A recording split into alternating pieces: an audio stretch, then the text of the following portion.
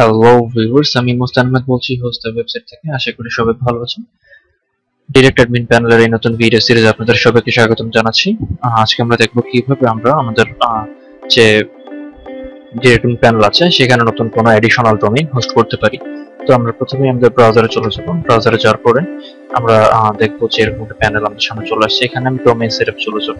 Domain সেটআপে যাওয়ার সাথে সাথে আমি দেখতে পারবো যে আমার এখানে অলরেডি দুইটা ডোমেইন আছে। ভিউয়ার্স, এরই মাঝে আপনাদের জানিয়ে রাখি আপনাদের জন্য রয়েছে একটি দারুণ অফার। আমাদের ভিডিওটি যারা দেখছেন ও সাবস্ক্রাইব করেছেন তাদের জন্য হোস্ট দ্য ওয়েবসাইট দিচ্ছে হোস্টিং এর উপর 10% থেকে 70% পর্যন্ত ছাড়। আপনাকে যেটা করতে হবে শুধু ইউটিউব এই কুপনটি ব্যবহার করে আমাদের ওয়েবসাইট থেকে হোস্টিং কিনলেই আপনারা পেয়ে যাবেন 10% থেকে 70% পর্যন্ত ছাড়।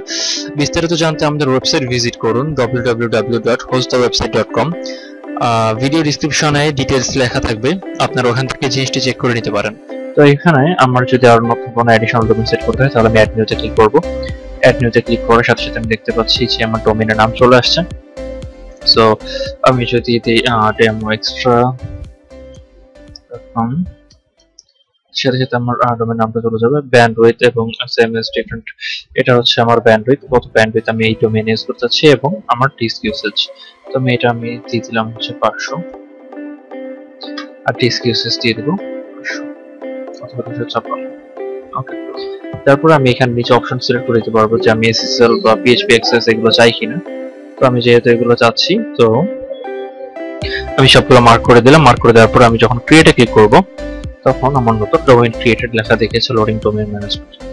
তো এইভাবে করে আমরা আমাদের নতুন কোনো ডোমেইন অ্যাড করতে পারি। আমি দেখতে পাচ্ছি demoextra.com অ্যাড হয়ে গিয়েছে এখানে।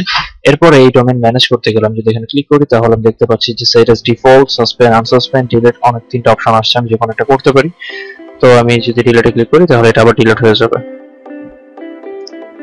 ওকে, so demoextra's config file stream has been removed. So সবকিছু রিমুভ হয়ে গিয়েছে। আমি দেখতে পাচ্ছি এখন আমার দুটো ডোমেইনই আছে। তো ভিউয়ার্স, এইভাবে আমরা অ্যাডিশনাল কোনো নতুন ডোমেইন অ্যাড করতে পারি আমাদের অ্যাকাউন্টে। আশা করি আপনাদের ভিডিওটি ভালো লেগেছে। ধন্যবাদ সবাইকে। এরকম আরো ভিডিও দেখতে সাবস্ক্রাইব করুন আমাদের চ্যানেলে। যে কোনো সময় যে কোনো প্রবলেমের জন্য আমাদেরকে নক করুন www.hostthewebsite.com এই সাইটে। ধন্যবাদ সবাইকে।